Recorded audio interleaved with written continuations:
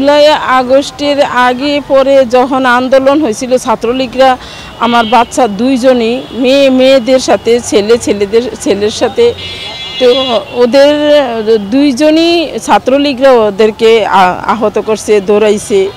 মেয়ে একবার তো ফয়সাল মার্কেটের ভিতরে 8 ঘন্টা শাটারের ভিতরে ছিল আমার মেয়ের জন্য আমি ওই দিন পাগলের মতো হয়ে গেছি।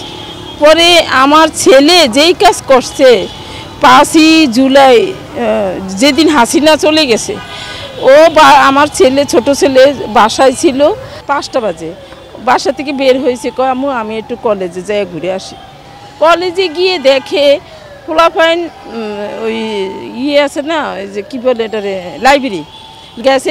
কলেজে যাওয়ার পরে ও কী করছে, লাইব্রেরিতে গিয়ে দেখে ও পোলাপাইনে লাইব্রেরি ভাঙচুর করে ও কি করছে, ওদের হাতে আবার অস্ত্র ছিল।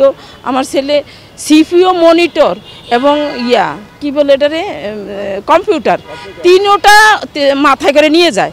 তখন ওদেরকে টান দিছে, মাথার থেকে টান দিয়ে বলতেছে ভাইয়া এটা তো আমাদের কলেজের সম্পদ, এটা নিয়ে কি করবেন বলেন। এটা আমার ছেলে একা এটা আত্মরক্ষা করছে, নিজের জীবন বাজি রেখা।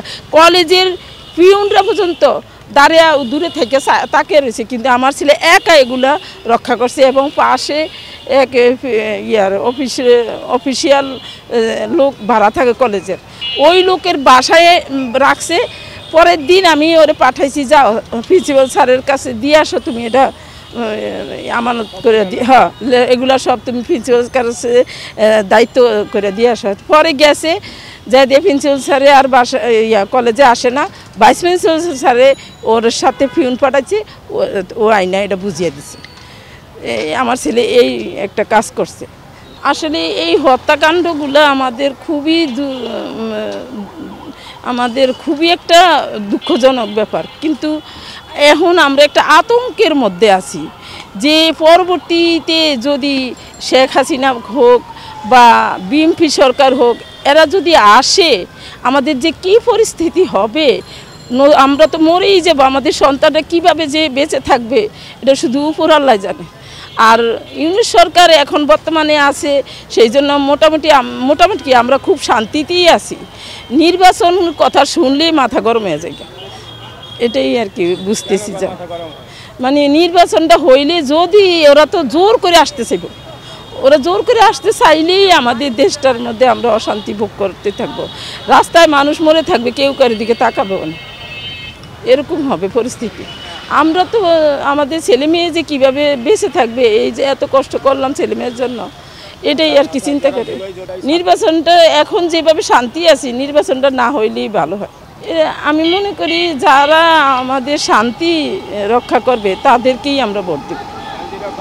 আর হাসিনা খালেদা জিয়া এগুলি তো একদম সম্পূর্ণভাবে এগুলা। এখন বর্তমানে দেশের অবস্থা খুবই ভালো আছে, সবাই আমরা শান্তি আছি। আমার ছেলে পাসপোর্ট করতে গেছে, এত সুন্দর পাসপোর্ট করে, একদম মনে যেন মায়ের কোলে থেকে পাসপোর্ট করতে যে কত কষ্ট, হ্যাঁ এত কষ্ট পাসপোর্ট করতে, মানে মানুষের অনেক হয়রানি করতো।